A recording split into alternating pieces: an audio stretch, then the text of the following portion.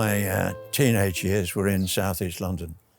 During the war, of course, I went off to the wilds of Ascot with an aunt and a cousin to escape the Blitz. I was born in 35, so I left in 40, so I was 5. And I was 8 when I came back, I suppose. I moved back to London with my parents. And that was an adventure because, of course, I couldn't remember any of it.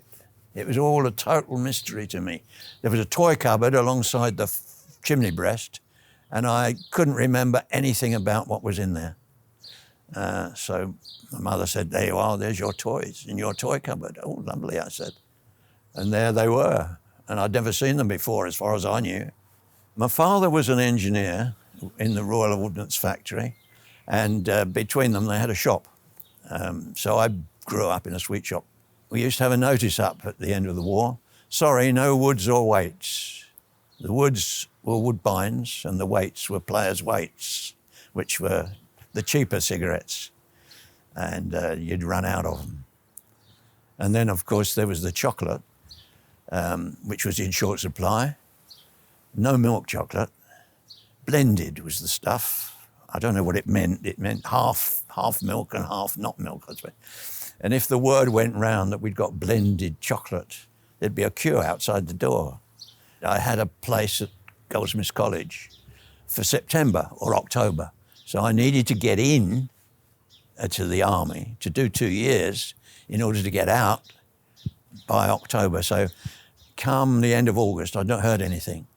So I wrote to whoever it was, I wrote to the War Department or something. They got moving, and within a week I was in. No, I wasn't nervous. I think my mother was nervous. She thought I was going into a world of big, angry young men, or elderly men. But it was like being back at school. We went first to Maidstone, and then we did the assessment tests. And then they said, "Oh, you're a clever devil.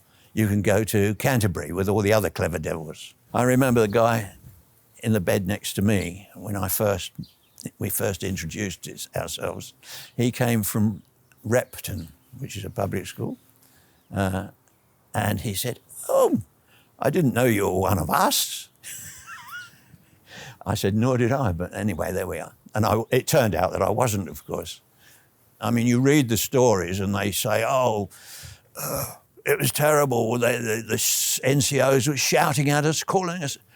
They knew it was a game. I knew it was a game. We all knew it was a game. So it didn't bother me in the slightest. When the instructor looked at us and said, "You're like a lot of pregnant penguins," I knew it was a joke. I mean, it is a joke, isn't it? They'd practiced it because they got new intakes every, 6 weeks or so. And they did the same joke every 6 weeks. Before I went in, I had an air rifle and we used to fire it safely. So I could shoot. And when it came to grading or whatever it was, I got a good score in the rifle shooting. So I qualified for a marksman. So I had crossed rifles on there. And so the company sergeant major ran the department or the depot rifle team, shooting team. And he said to me, he kept asking me to join the rifle team, but they used to have their competitions on a Saturday afternoon. I'd be on the train and back home to South London by then. So I kept refusing. I refused to join his rifle team. So the next time we qualified, sadly, I didn't get enough score to keep my cross rifles.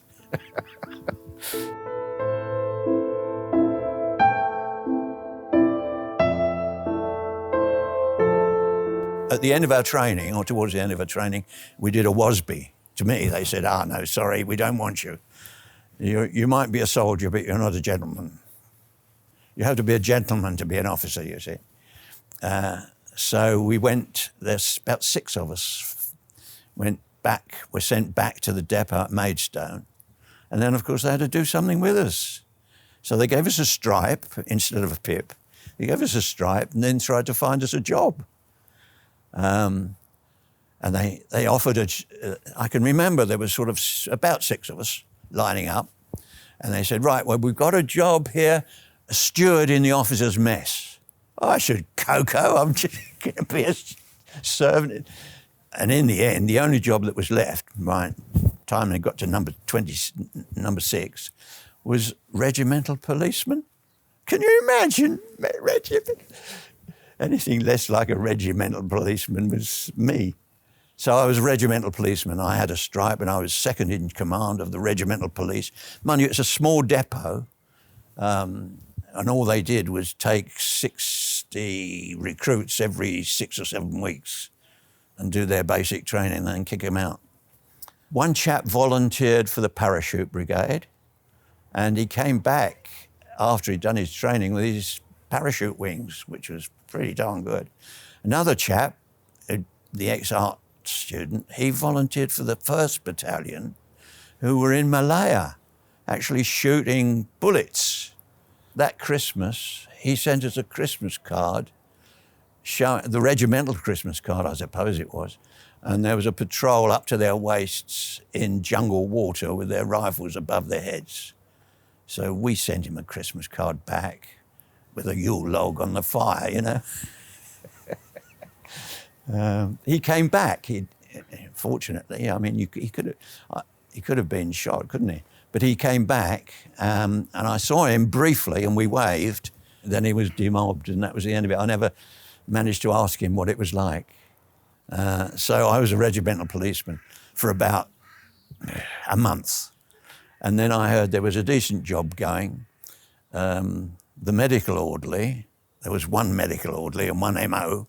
The MO was, the medical officer, was a national serviceman, but a qualified doctor, of course. And so I thought, this is the job for me. So I got it. I got the job. So from then on, I was the depot medical orderly, which was the biggest sinecure you've ever come across. I had my own private little room. I had the medical there was a waiting room, there was a pharmacy, there was a treatment room, and there was a consulting room, and that was my domain. And of course, it was supervised by the medical officer, who was a full lieutenant. So nobody else could come and interfere with it, could it? So, and they couldn't take me off on parades because I was in need. You know, it might have been an emergency. Every 6 or 7 weeks, we got 60 or so recruits to come in, and they had to have medicals and inoculations and vaccinations or jabs. Mind you, in those days, the needles were 2 inches long. And they'd line up, and the first one would get his jab, and then he'd go on the back of the queue, and then he'd come round again and he'd get his second jab, and he'd go on the back of the queue. By that time, inevitably, 1 or 2 of them had collapsed on the floor. So you'd hoik them up and sit them on the chair and give them their next jab. I mean, I was a youngster. Other youngsters, we didn't actually go into town very much. We used to occupy the Corporal Club, and there was a pub down the road. We used to sit there for hours and hours with half a pint of bitter and 5 woodbines and put the world to rights. We had to put uniform on to leave and get on a train, which was about an hour's journey to my local station. And I got on the wrong train. And it got halfway between Maidstone and Woolwich is a station called Slade Green. It got to Slade Green, and this is about 5 o'clock, so it's commuter time. But I'm going from Kent into London, or the train is. And I knew I was on the wrong train, but it stopped. So I get off, and I'm the only one who got off. But I was in uniform, and I had a kit bag. And there was a porter or some sort of British Rail type chap. He's, what are you doing? What are you doing? But he didn't make me get back on the train. I was allowed to stay on the platform until the correct train came along. And that was the end of my army career.